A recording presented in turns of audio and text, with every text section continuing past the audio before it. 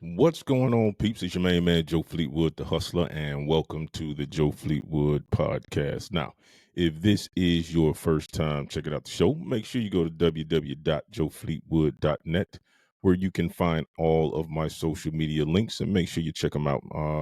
When you go there, you can also find the links to my YouTube channel. Make sure you go to my YouTube channel, like and subscribe. I would greatly appreciate that. And also, while you're on joefleetwood.net, you can check out my merchandise shop. You'll find stuff like this hat that I have on right here. This is a new shirt idea that I just printed up, and it says Thug, a true hustler under God, established 2024. Now, this shirt is actually not on the website, but I am going to get it up there. So if you like it, let me know. You can always email me, joe@joefleetwood.net. You can also go to joefleetwood.net in the contact page. You can drop me a nice, friendly message.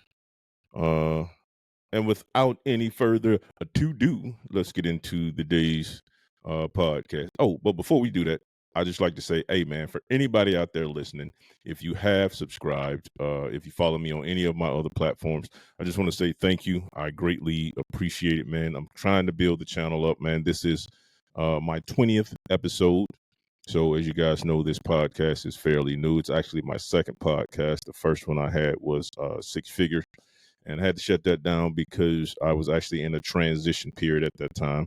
For those of you who don't know, I was in the military at that time, and I was relocating from Augusta, Georgia, where I was stationed at Fort Gordon. I think they recently changed the name of that. And then I was retiring, headed back to Columbus, Georgia.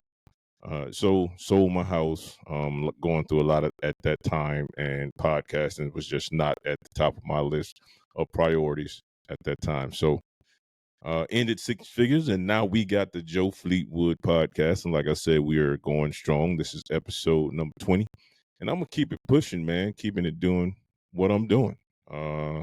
Right now, I am on Facebook live streaming podcast. So if you would like to see it live, go to joefleetwood.net. If not, you can just not Joe go to joefleetwood.net, click the link, and get to Facebook, and you can see it. So make sure you follow me on Facebook too.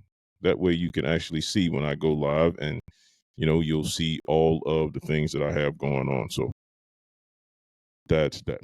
Now, back to the point of today's podcast. Dame Dash. I am a huge fan of Dame Dash, but Dame is no stranger to um, legal problems, right? No stranger at all. And if you've been following Dame or just paying attention to the news and social media in general, especially when it comes to hip hop, Dame has recently been talking about his relationship with Jay-Z when it came to R. Kelly. Now, this is not recent. Dame has been constantly speaking about the situation between R. Kelly and his late girlfriend at the time, Aaliyah. But more recently, it popped up in an interview that Dame was doing, and I saw a portion of it on Instagram. And basically, this is what Dame had to say. Uh, Basically, when it came to the album with Jay-Z and R. Kelly, Best of Both Worlds, Dame didn't want anything to do with it. His thing was, hey, you are doing a video with the man who allegedly uh, raped and assaulted my girlfriend, and I can't get down with that. So I'm just not going to be a part of it. He also mentioned that he told Jay, hey, you can keep all the money from the project. I don't want any of the money from the project whatsoever. Now, I was fortunate enough to be around during that era to where I could actually see things happening and transpiring. And when Dame made that statement, the first thing I thought about was you were in the Fiesta video. Now, in another interview, Dame actually said something about how he ended up in the Fiesta interview, and I apologize, I didn't actually watch that portion of the interview. But if you go online, you can definitely find what he had to say about it and how he ended up in the video. And that's my fault. That's poor journalism. I take full responsibility of that. Should have went and checked that portion out, and I just thought it was cool to mention that now because I do recall saying like, "Hey, you were in that Fiesta video, so if you had an issue with the best of both worlds, then why were you in that video?" And matter of fact, let's not let's not be lazy with the journalism. Let's actually go back and look at what Dame had to say regarding how he ended up in the Fiesta video. So we'll look it up and see what he had to say. Fiesta video. Let's see. Okay, so it looks like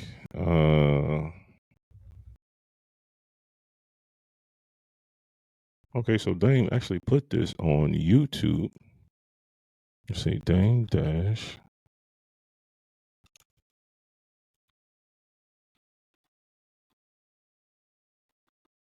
In the Fiesta video.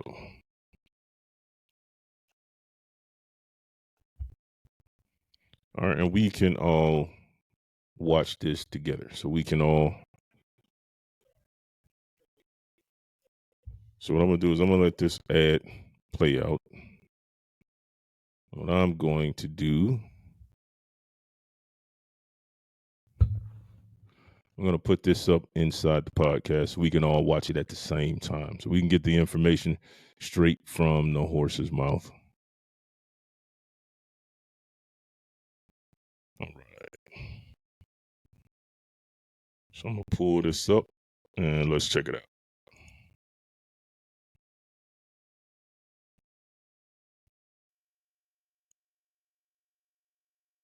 Get this, Dame Dash and his former Rockefeller days have been a consistent topic of discussion this week in the wake of his interview with Nick Cannon. It stirred up a lot of memories involving the late Aaliyah, Jay-Z, R. Kelly, and of course, Dash. During the interview, Dash recalled his silent protest of Kelly and explained how he tried to distance himself from the R&B star after evidence of his disturbing behavior around women started to surface. But Dash found himself on the defense after Memphis Bleak suggested he was more involved with Kelly and Jay-Z's joint project, Best of Both Worlds, than he let on. Everybody know I fucks with Dame Dash. This is my guy, Rockefeller history. But somebody got to tell he's bugging. He's tripping. He's a clown. You bugging. That Nick Cannon shit. And then you gonna really say you wasn't down with niggas. You was opposed to it. Which any camera, all these shits. You fucking lying. I'm on my flex shit. You lying with that. Whoa. Several people noted Dash appeared in Kelly's 2000 video for Fiesta, but Dash has a perfectly good reason for that. In an interview with Hip Hop Motivators, he said he only agreed to be in the video because of his then girlfriend, Aaliyah. But, you know, from what I heard or what I saw on Instagram, he called me a liar, but he had nothing to support it. He said exactly what he was doing. I'm gonna get on my flex shit, which means start lying, or rather be loud with no explanation and nothing to support it. So if somebody calls me a liar, they should at least say what I lied about and how I lied about it. But I mean, I really am not on the Best of Both Worlds. I didn't go to a show. I didn't have my name on any of that. I was in Fiesta, but only because Aaliyah said to do it exactly that way. So I did what she wanted me to do. As a result of Dash's one-on-one with Cannon, an interview accusing the Rockefeller co-founder of trying to steal Beyonce from her current husband, Hove, has also resurfaced. The label's former in-house videographer, Choke No Joke, said Dash tried to pull a jack move on both Beyonce and Aaliyah back in the day. I mean, nothing happened like he kissed or sexed her or something like that, Choke said. Did he try to holler at her? Yeah, that's the same thing he did with Aaliyah. We all know there was a point at Rockefeller where Dame wasn't allowed around Beyonce. Everybody that worked there at that time knew because he was a creep. The messy love triangles and Jay-Z's. Wow. Okay.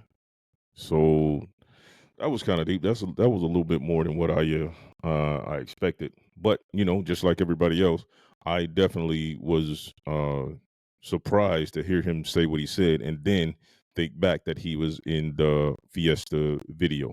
Now, Dame is no stranger to controversy, and you have to be hiding under a rock if you're not a fan of hip hop and haven't heard about the financial and the legal battles that Dame has been facing. And he's been facing legal battles on multiple fronts.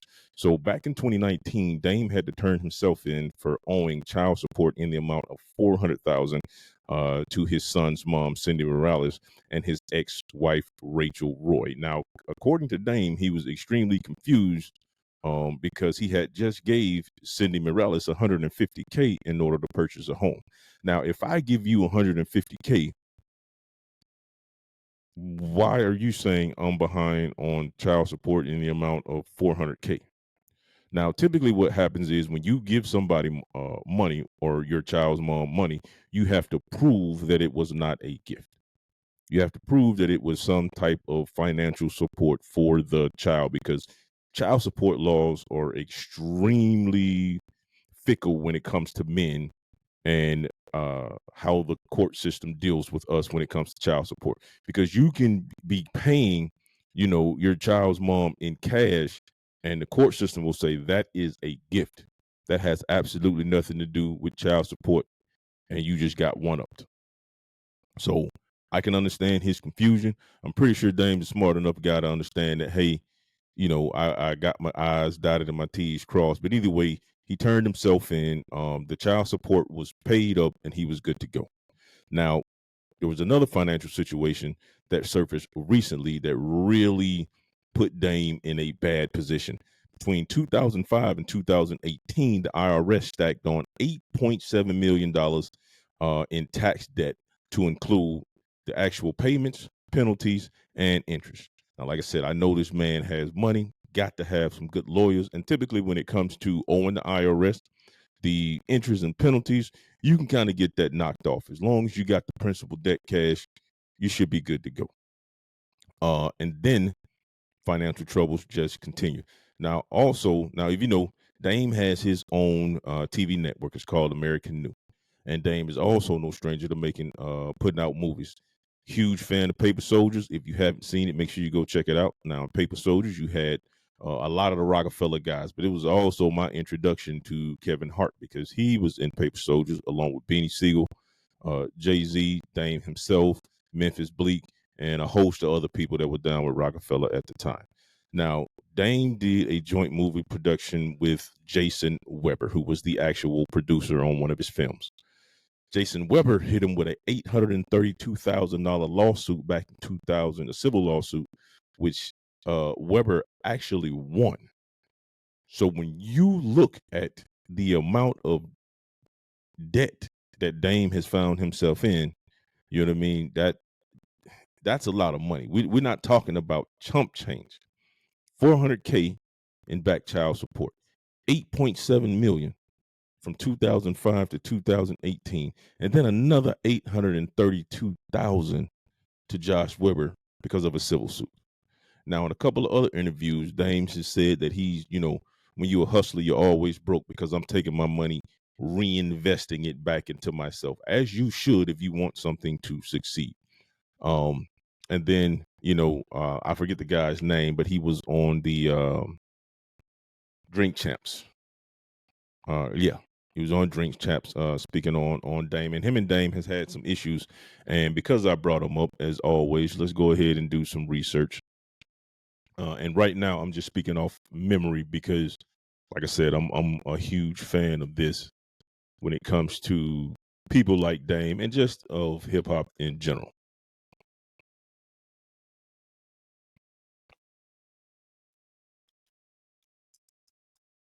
So let's see. Let's look this up. And this guy, and Dame had some back and forth with the guy.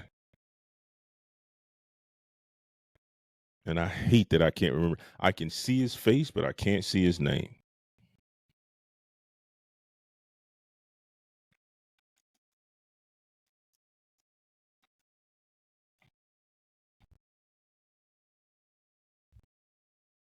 All right. I can't find it right now, but when I produce the podcast and cut it up, I'll go ahead and put his information up here. And I know you guys know who I'm talking about. Man, that's gonna bother me until I can figure it out. But anyway, so yeah, 400K, 8.7, 832,000. Now, in order to pay back all of this debt, Dame Dash was actually going to auction off his 1/3 portion of Rockefeller, and more importantly, his percentage of the Reasonable Doubt album, the first album that was put out under Rockefeller with that was formed by Kareem Biggs, Dame Dash, and Jay-Z himself. Now, in order to pay back all of this money, New York was actually helping Dame Dash set up this auction. Jay-Z said, hey, whoever buys this, and to Jay-Z's defense, he is the pen that crafted Reasonable Doubt, that legendary, iconic album. He was the guy who penned it, so of course he wants it. Now, at one point, Jay offered money in order to buy Dame's portion to kind of help him get him out of financial troubles.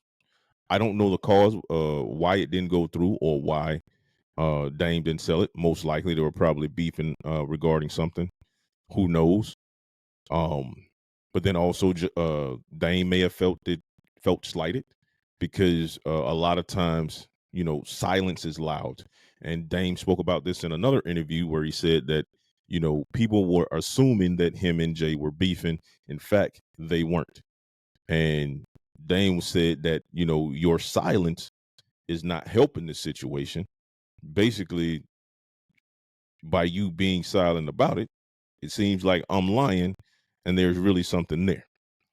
So, but Jay doesn't respond to anything. He doesn't respond to rumors. He doesn't respond to beef. And if he does respond to beef, he's going to give you a line like he gave 50 Cent. I'm about $1. What the fuck is 50 Cent? One line and I'm out of here. You know what I'm saying? So, famous line, Jay-Z on 50. So, Jay-Z just let it be known. He was like, hey, if you buy that, just know that in 6 years, I am going to own the masters of Reasonable Doubt, because the statute of limitations for creative work, when it comes to copyrights and masters, after a time period of 35 years, the label no longer owns the masters. The originator, whoever wrote the album, recorded the album, they receive full control of their masters at the 35-year mark. So he's actually right.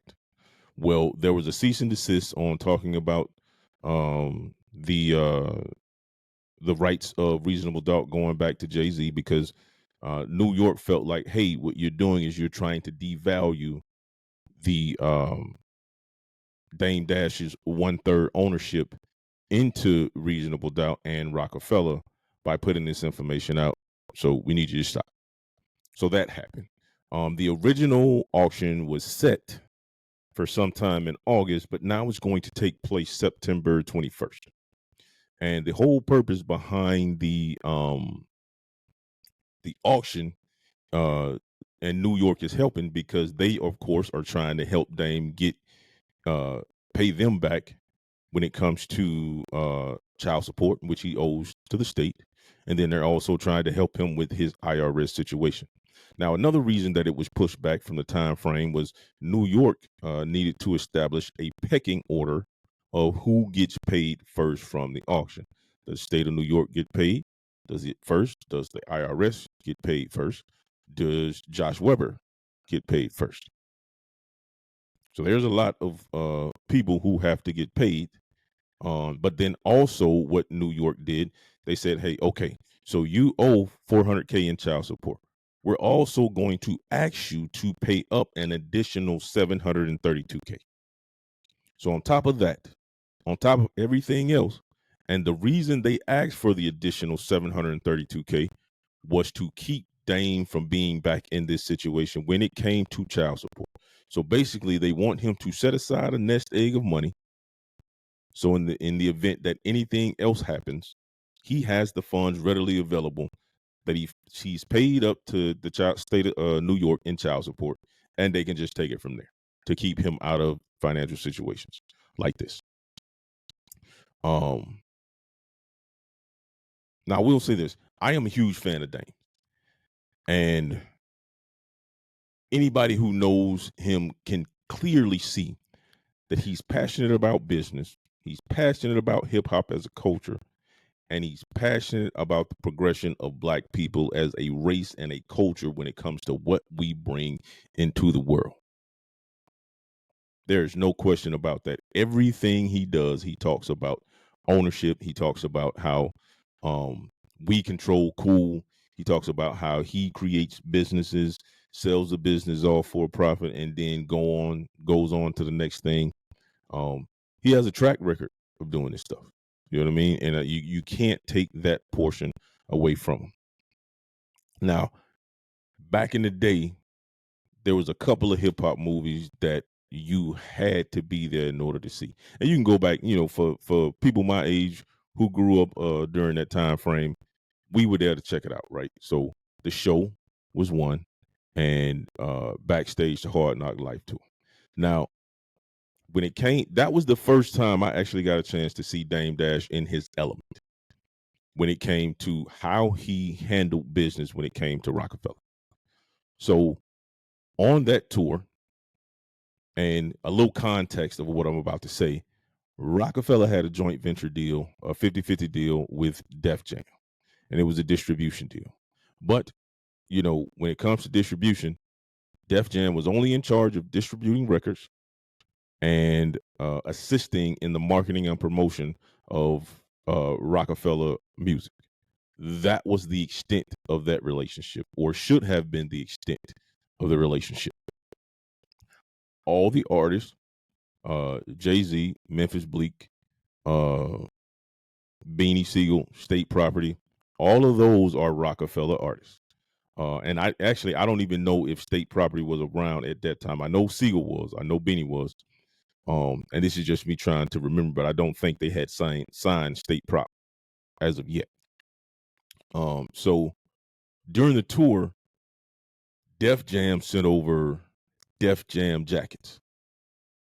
And they had the Rockefeller artist name on the front, the huge Def Jam logo on the back. Now, if you're just a new person, and you didn't know any better that these were Rockefeller artists, you would assume that the person on stage performing, had they been wearing that jacket, was signed to Def Jam and not Rockefeller. Now, if you go back and actually watch that video, Memphis Bleak said, hey, Def Jam got one up on Rockefeller with these jackets. He was like, look, the name Memphis Bleak on the front, Def Jam in the back. He was like, Def Jam got one up on Rockefeller, but outside of that, on Rockefeller for life. You can clearly see Dame disdain for that statement. And if I'm Dame, I'm mad as well. Because what are you doing? These are Rockefeller artists.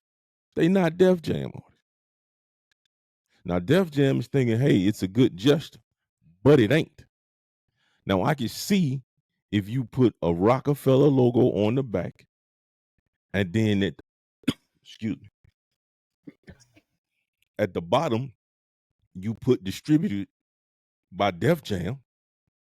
That's cool. That's showing a sign of respect and understanding of where the business stands and where it lies. But that's blatant disrespect, if you ask me, to send my artist a jacket with your logo plastered on the back, knowing full well that he signed to Rockefeller Records. Nah, bro. Nah, you out of pocket for that. Now, after that happens, there's a conversation between Kevin Lyles and Dame Dash. And Dame is like, look here, man. I spend majority of my time fixing fuck-ups. You knew when you sent those jackets over with that Def Jam logo on the back, that was going to create a problem. Once again, Def Jam assuming it's a show of good faith, and Dame ain't going for it. It's a complete show of disrespect. But it doesn't stop there. Like I said, in the joint venture deal, Def Jam was also a part of the assisting with the marketing. There's a video of Dame Dash going into a Def Jam meeting to discuss the marketing of Jay-Z's Black Album, I believe. And yeah, I believe it was the Black Album. And Jay-Z had spoke to several reps that were in that meeting, and not a single one of them told him about the marketing meeting when it came to marketing and promotion of the Black Album, which Jay-Z is a Rockefeller artist. Why isn't the guy who's in charge of the business side at that meeting? So he goes around the room, hammering everybody, letting them know, like, hey, you talk to me. Why didn't you tell me about this meeting? All of you guys knew there were several conversations. Nobody said anything to me about it. So I can completely understand that. So if you're looking at this objectively, and for the people, you see Jay-Z because he's the face, right? He's the biggest artist on Rockefeller. And you really don't see Dame as much because you don't see the artistic side. You only see the artistic side of Jay-Z. During that time frame, Dame was not in a whole lot of interviews. He showed up to support his artists on stage. He was in some videos. Like, to me, Dame was charismatic. He was the one that you wanted to kind of be. You wanted to be around Jay-Z, but, you know, Dame had a sort of charisma that was just as alluring. You know what I mean? So I looked at Dame and Jay-Z as a duo, kind of like the same way I look at Busta Rhymes and Spliff Star. You know what I mean? That type of support. And when you look at it from a business aspect, you know what I mean? They're equals. They're equals. But what I think, Dame had to stay in the role of a villain far too long. And it bedded itself into who he was consistently. When you have to, in order to demand respect for your company for so long in a business environment where people are constantly challenging you and doing bullshit to circumvent the actual creative works, and then also money and business in order to prop up their business, when the majority of the heavy lifting is done by your company, then sometimes you have to be a villain. Because I can assure you, from dealing with artists, doing live stream shows, I know all too well the type of bullshit that goes on in the record industry. And I didn't even scratch the surface at all. I had small dealings when it came to the music industry, very small dealings. And I seen some of the most unscrupulous bullshit you ever want to see people do. Like the price gouging, the scamming, ridiculous. And you would think that, hey, this is supposed to be a business. I'm approaching it like it's a business. And it is so far from that. It is, the music business is probably one of the most grimiest, greasiest business you ever want to find yourself in, because anybody trying to get paid. Now, there's a few instances where you can actually, and feel free to watch this, because I'm not telling you something that's not able to be fact checked, right? So we already know, I just told you about the situation with Kevin Liles, and I feel that was completely warranted. But I think staying in that villainous role for so long, it caused him to sour relationships that didn't have to be soured, and that probably could have put him in a better place. And I don't know if he spoke about this, and I'm just giving you my opinion.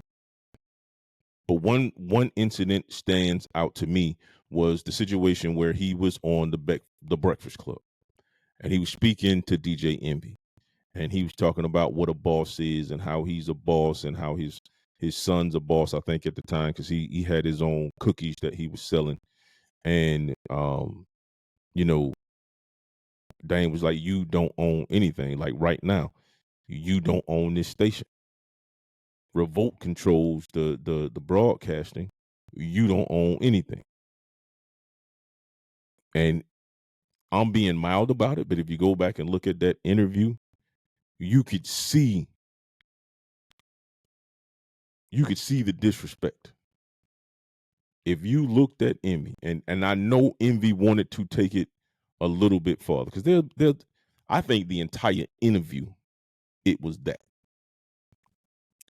And I understood I understood what Dame was trying to say. And Dame will tell you, he doesn't really filter anything. He doesn't. He's gonna give it to you straight.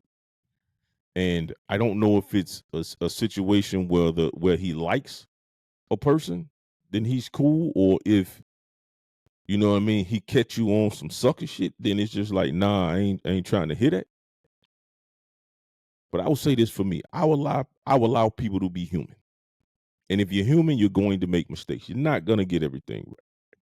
And even if there was a disagreement between him and Envy either prior to that, or he had a disagreement with something Envy said, the way I would approach it is, hey, before I get into my ego, let's talk about the disagreement that we had and see if there's a common ground and we can find a place of understanding. Once we hash that out, it's all good, man.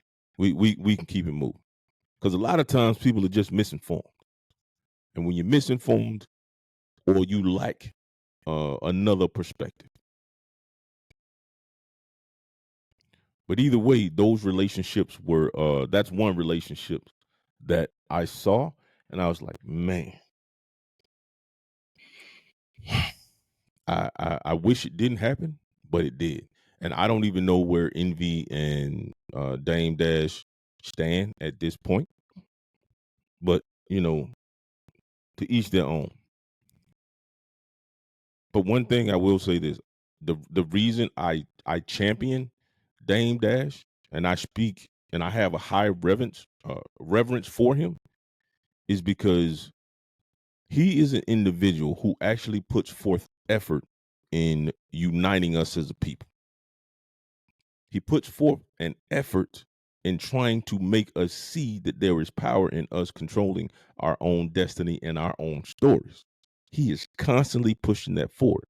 Now, one of the things that's hindering him is those relationships, I believe, that were ruined. And if we could somehow get past those and actually, and that's why I don't like egos. You know what I mean? Egos serve a purpose to a certain degree, to the point that they become a detriment to what it is you're trying to do. Because sometimes you just got to put that aside and get to the business at hand. Let's put the egos aside and look at the actual goal that Dame is trying to reach.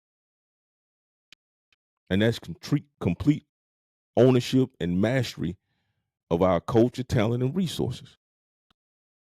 I want you to think about this. When it comes to the amount of money that we as a people spend, we spend $835 billion annually in America.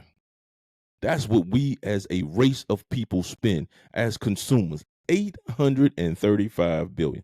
Now, let's say we redistributed that wealth back into ourselves. That's control. That's complete control of our infrastructure. That's complete control of things that we want to see. And that's complete control of the narrative. That's one thing we don't get to do. It's always somebody else telling our story. Like in this situation, 835 billion, we control the story. We create and control the narrative.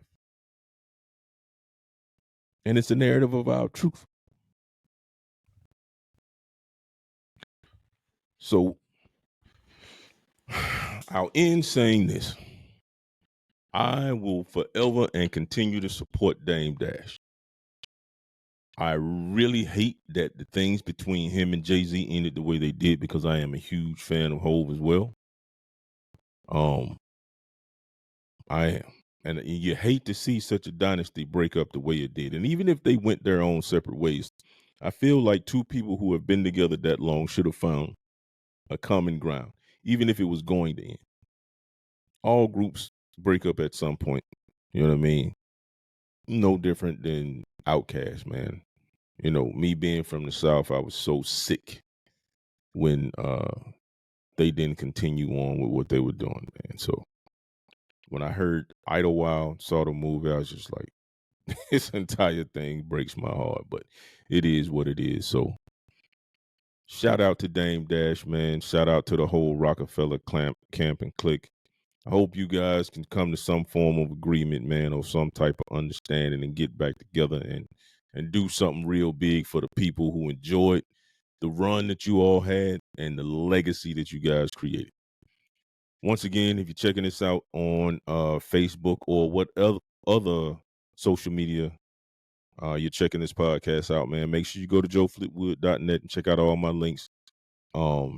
Hit me up, like, subscribe on YouTube, man. Any and everything you do is greatly appreciated. Any follow is greatly appreciated. Any merchandise you buy is greatly appreciated. Also, I got a link to W Energy Drink. They usually sponsor my podcast and online game streaming, so make sure you check it out. Use Joe Fleetwood, all one word. You can see it right there on the screen. You can get 10% off your first order of W Energy Drink, man. It's really good. I enjoy it. I buy it by I buy the can. I also buy the packages. So they have a tub of it. It's really good. Jitter free. Doesn't give you the shake like Monsters and Red Bull. So make sure you check that out. And once again, man, thank you guys for checking out the podcast. Joe Fleetwood signing out. Peace.